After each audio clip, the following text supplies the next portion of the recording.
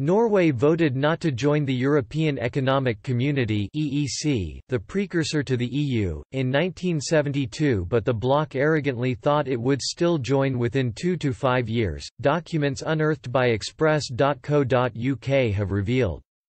The Norwegian arguments for staying out of the bloc echo many Brexiteers' arguments for the UK leaving the EU: sovereignty, bureaucracy, excessive regulations, its undemocratic structure, fishing rights and more. During the 3.5 years between the UK's leave vote in 2016 and the country finally leaving the EU on January 31 this year, both UK Remainers and EU politicians have pushed to keep the UK in the bloc despite the vote. Some have pushed for a second referendum, a so-called people's vote, such as the former European Parliament Brexit coordinator Guy Verhofstadt. Others, like the Liberal Democrats, have even gone so far as to suggest revoking Article 50 outright. Either way, many in the EU simply wished for the UK. However, despite the numerous hurdles, the UK has left the EU and, as Brexit Party leader Nigel Farage said, it is never going back. Similarly, the EEC thought Norway's 1972 decision to stay out of the bloc was the wrong decision that they would later correct. Documents unearthed at the National Archives by Express.co.uk revealed that the consensus was that Norway would change its mind in 2 years' time at the earliest, with most people believing it would take around 5 years.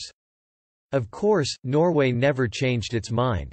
It remained out of the EEC and after the formation of the EU had another referendum in 1994. Again, the Norwegian public rejected the offer, 52% to 48%, in a result that eerily mirrors the 2016 Brexit vote. In 1972, one diplomat wrote to the UK Foreign Office, in brief, the pattern of the sort of agreement that is likely to emerge from the negotiations is, I imagine, fairly clear already, and the problem is essentially whether we should approach the negotiations in a spirit of goodwill. My own feeling is that we should, and it would be more helpful to the pro-marketeers and more damaging for the anti-marketeers if we could prove that, with the best will in the world, a trade agreement cannot, in the nature of things, afford to Norway the same benefits as full membership of the EEC.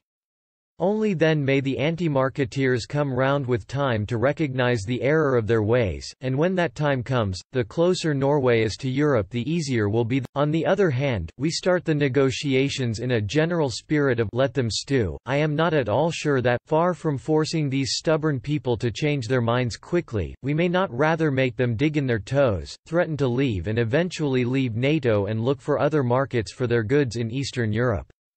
In brief, I think that an unforthcoming attitude will retard rather than advance the date when Norwegians may change their no to a yes. For such a change to come about, the lowest estimate is still 2 years, most people say 5. Indeed, this letter highlights the patronizing way in which officials were convinced Norwegians would see the error of their ways and change their mind. However, in 2020, Norway is perfectly happy outside the EU and is enjoying economic success and a high quality of life. The Scandinavian country is ranked 4th in the world in terms of GDP per capita and is 10th in the world in what's more, according to 2018 polling data from Sentio, Norwegians are even more determined not to join the EU than before.